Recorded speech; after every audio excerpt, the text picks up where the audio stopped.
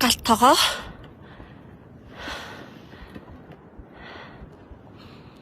За миний өнөөдөр байгаа байрлал бол 49 номерт тэгээд Монголынхаа талбайг байнга махныхаа гадаа зүдэг.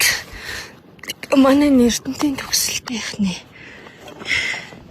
бас бидний 94 оны төгсөлтийн юм гоё лого тэгээд харцгаараас чимээд байж байна махна. За одоо би ингэж маханд орлоо. Миний уулын авиралтын багж хэрэгслүүд гутал цонх тэгээд одоо хуцаа зэрэнд ингэж үлгчдэг энэ ингээ коридор байдаг. Коридорта бас тайгаас Монгол улс гэдэг юмараас чимээд байна.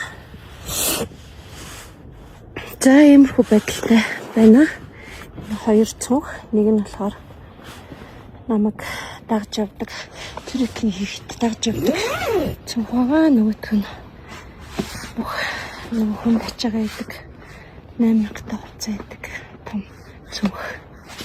За тэгээд би ингээд хүртгнүүдээ малгаагаа үлгцэн байгаа. Миний өнөөдрийн энэ байгаа байдал маань юм байна. Майхандаа ингээд тухтай ганцаараа байдаг. Ийм гоё зузаан матрастай. Тэгээд гоё бас хевстэвсэд өгсөн байгаа. Нийт. Хевсний доор ингээд бас чиг автахгүй. Шалвчтай энэ майхан байна. Одоо энэ нэг авраг мандуул тогмоо юм байна. За үргэлж ингээ Монголынхаа талбайг зүтсэн явж идэг. Ерөнхийдөө нэг хүний амьдрал нэх олон юм хэрэггүй. Угаасаа нэх нүүрний ком янз янзын ингээд үлдэх бусын юм ерөнхийдөө би нэг авчирдаггүй голдуу нарныхаа тосоор ингээ чимээ авчдаг.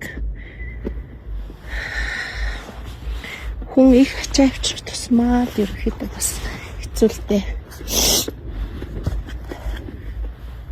Олохгүй их ачаан донд бас төвөрлөгддөг тийм тал байдаг.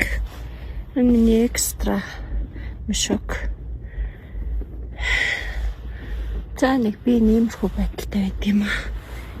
Энд чинь би нөгөө гэрлээ голдуу ингээд хажуудаа байлгачдаг. Нэг гэрэл маань намайг гэвүүлэндээ. За нэг иймэрхүү байдалтай сар гарan амьдрандаа.